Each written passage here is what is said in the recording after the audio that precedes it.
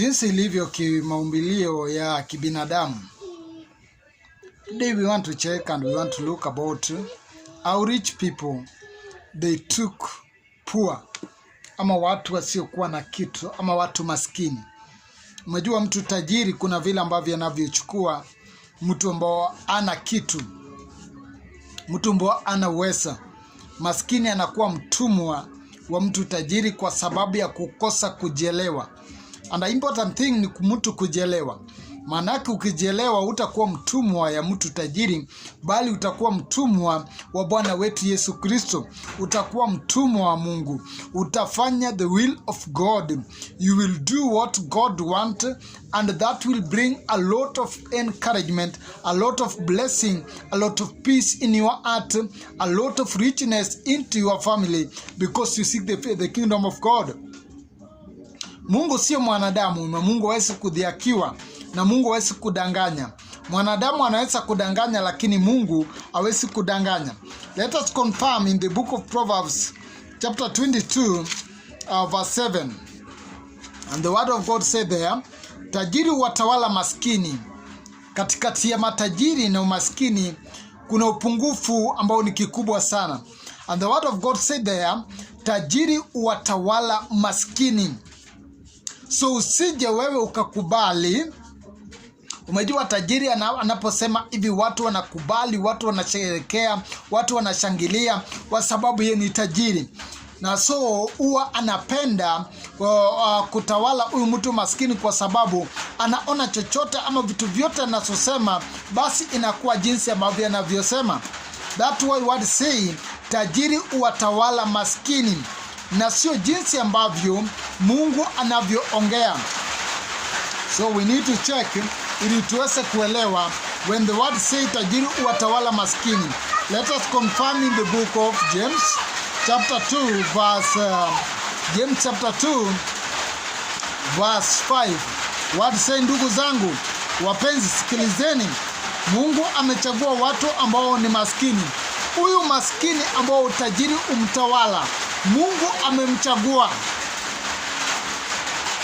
Huyu maskini asiyekuwa na kitu, huyu maskini asiyekuwa na uweza, huyu maskini asiyekuwa na utajiri, Mungu amemchagua.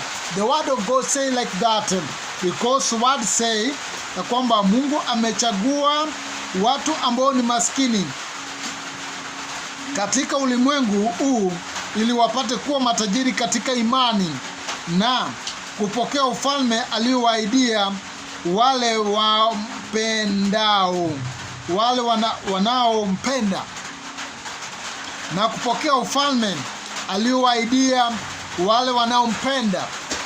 Hawa watu maskini Mungu amewachagua ili waweze kuwa matajiri katika imani na kupokea ufalme. Ukipokea ufalme wa Mungu inapokuja kwako inafanya mambo makubwa. Ufalme wa Mungu inapoingia ndani yako, okay, that is what you sing and say, kaeni ndani yangu nami ndani yenu, ombeni mtakalo nanyi mtapewa. Kaeni ndani yangu nami ndani yenu, ombeni mtakalo nanyi mtapewa. Yani ombeni nanyi mtapewa. Tukikaa ndani yake naye akae ndani yetu, tuombe tutakalo nasi tutapewa, kwa sababu umekaa ndani yake. How can you stay in God's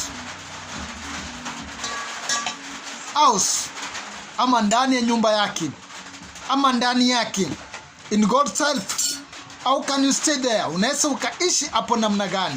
Because he say kaeni ndani yangu nami ndani yenu, ombeni mtakalo nanyi mtapewa. Kila ambacho mnachotaka, kila ambacho mnachoomba mtapewa. When he says there ya kwamba hawa watu matajiri, hawa watu maskini amewachagua iwe matajiri katika imani na kupokea ufalme aliowaahidia wale wanaompenda. Tupokee ufalme ambao ametuahidia. Ufalme wa Mungu inapokuja kwetu tunaipokea, na baada ya kuipokea basi tunaweza tukapokea kila kitu ambacho tunachohitaji, kila kitu ambacho tunachokosa, kila kitu ambacho tunachopenda, kila kitu ambacho tunachoomba Mungu atupatie, because God is faithful. Wewe usije ukajidharau au ukajiona kwa sababu wewe ni maskini hauna say ama hauna cha kusema, God is faithful and God can use you. Mungu anaweza akakutumia. Basi here we are targeting in verse 6. James chapter 2 verse 6 anasema, nanyi mnawadharau watu maskini.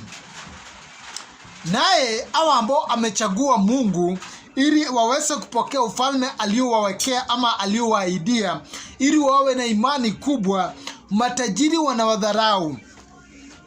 So usije ukajidharau kwa sababu kuna mtu anakudharau. Usije ukajiona mduni kwa sababu tajiri anakudharau. Usije ukajiona kwamba una maana kwa sababu tajiri amekuona kwamba una maana.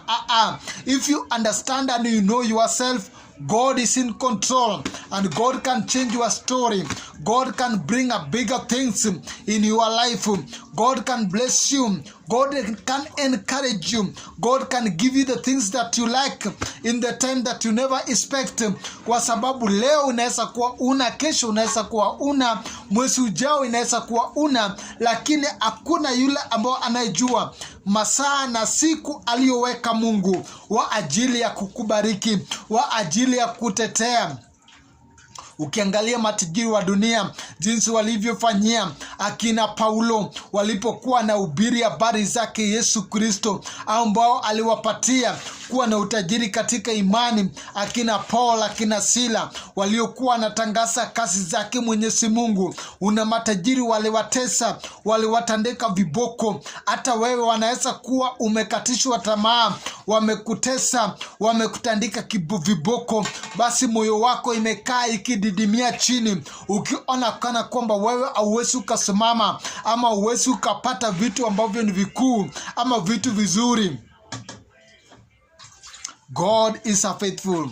Doesn't matter where you are today, mahali ambapo uko leo. Leo inaweza kuwa leo inaweza kuwa unachekwa, leo inaweza kuwa unadharauliwa, leo inaweza kuwa unateswa, but wacha tu akutese, kwa sababu hawajui yule aliye ndani yako anaweza akabadilisha mateso wanaokutesa ikawa furaha kwako kesho, ukawaangalia wale waliokudharau, waliokutesa na kukula pamoja nao. Manake what they say, Mungu wainua watu maskini na kuwaketisha pamoja na wafalme. Sasa wewe usije ukajidharau ama ukajiona mduni, kwa sababu mtu tajiri anakuona mduni. Hata kama anakuona mduni, anaweza akakuona mduni kwa leo tu, lakini siku ya kesho Mungu akakutoshanisha pamoja naye. So just continue walking. God is faithful. Mungu ni mwaminifu. I repeat again, God is faithful. Hakuna kinachochukisha Mungu sawa sana mtu kimiria watu. Let us continue in verse 6. Anasema hivi, je, matajiri, anasema lakini ninyi wadharau watu maskini. Je, matajiri sio ndio wanaowagandamiza na kuwapeleka mahakamani, wanaowagandamiza? So tajiri kasi yake ni kugandamiza. Matajiri sio ndio wanaowagandamiza. Umeaigandamishwa moyo wako, ukatembea ukijiuliza maswali, ukatembea ukijiona una maana, ukaenda ukiona mbona ninaishi, mbona ukijiuliza maswali mingi.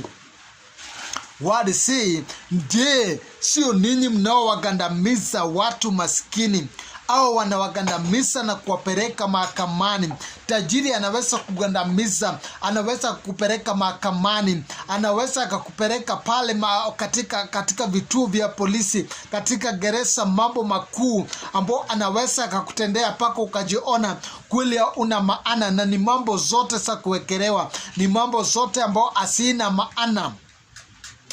But as long as God is in control, that is what he sing and say, only you can do what no man can do. Only you can change any situation, oh Lord. Only you are able. So you are capable, Jehovah. Only you can do what no man, yani only you can do what no man can do. only you can change what no man can't change. So wakati ambapo unapoangalia maisha yako na kuona situation ambayo uko ndani na kusema kwamba iwezi kubadilishwa na kibinadamu, iwezi badilishwa na watu, wewe usije ukajidharau kamwe hata kidogo. Maanake mtu kweli anaweza shindwa kubadilisha, lakini Mungu anaweza kubadilisha. Oh my God, oh my Father, una yule ambao aliyedharauliwa, alikuwa ameonekana ni maskini sana, ana uwezo na ana nguvu, aliyekuwa amedharauliwa, yule anayeitwa Yusufu ndio naongea kumhusu. Lakini wakati Mungu alimuinua na kumweka juu, wale mandugu zake waliokuwa matajiri, waliomdharau, waliomdhihaki, waliokuwa waheshimiwa, ambao hawakuwa na chunga kondoo, au walienda wakapiga magoti mbele zake. So usije ukatishwa na watu matajiri. You just know that God is in control. Na Mungu akiwa in control, wewe usije ukajidunisha, ukajiona mtu asiyefaa, ukajiona mtu ambao hawezi akaongea. Mtu maskini anaweza kuwa hata na maneno nzuri ya kusema, hata mauzia nzuri, hata mawaidha nzuri, lakini hawezi kosa kusikizwa na watu kwa sababu yeye ni maskini. Tajiri hata kama ana maneno ya kusema, hata kama ana kitu ya kuongea, lakini anaheshimiwa kwa sababu yeye ni tajiri. Wewe usijidunishe. Just know that God is in control. Na Mungu akiwa in control, mambo sawa sawa. That is why at the saying and say, mambo sawa sawa, mambo sawa sawa, Yesu akiwa enzini, mambo sawa sawa, mambo sawa sawa, mambo sawa sawa. Yani Yesu akiwa enzini, akiwa katika enzi, it says mambo sawa sawa. So wacha akuwe katika enzi, katika enzi yake mahali pale, we uende uingie ndani yake. Maandiko imesema ya kwamba amechagua watu maskini ili kuwapatia utajiri wa imani. So we kuwa na utajiri wa imani, ujua kwamba God can do, God can raise you up, God can visit you, God can give you the things that you don't have, because He's a faithful Father. I leave you with that. Trust in yourself, trust in God. God can reach you where you are not, you don't think that you can be, by the grace of God. So don't worry, because as long as He's in control, basi hajakusahau. Amen. God bless you. Wish you all the best. Your first time to join in our YouTube channel, karibu sana. Bwana wa mbingu akubariki na kutende mema wakati ambapo unaposikiliza habari ambazo Mwenyezi Mungu amenituma kuweka mahali hapa. Neema yake na utukufu lake kufungulie milango katika yale ambao moyo wako inataka, katika yale ambao unaomba. Make sure that umetafuta Mungu pasipo kuchoka, kuwa na imani kubwa, nawe utaona mkono wa Mungu, fadhili zake na utukufu wake. If it's your first time, make sure that you subscribe in our YouTube channel. Subscribe, finya alama ya kengele mahali pale, ili wakati ambapo tunapokuja unatupokea moja kwa moja, na Mungu akubariki na kutende mema. Make sure you like, comment and share for each other. Sisi hizi habari pia siweze kufikia wale ambao pengine walikuwa na mduni, wengine wanaojiona waduni. Mungu ni mwema na Mungu ni wa watu wote. So believe and trust in God. That why word say ya kwamba itakuwa vingumu watu tajiri kuona ufalme wa Mungu, kwa sababu ni watu wasiojua utaratibu wa Mungu, ni watu wasiotega sikio lao ili wasikilize na kujua nini ambacho Mungu anataka. Lakini mtu maskini ni mtu anayetafuta Mungu na kutaka kujua mausia ya Mungu na kuyafuatilia na kuona mkono wa Bwana. God bless you. Utukufu wa Mungu na fadhili zake sikufikie. Wish you all the best in whatever that you are doing. Shalom and bye bye.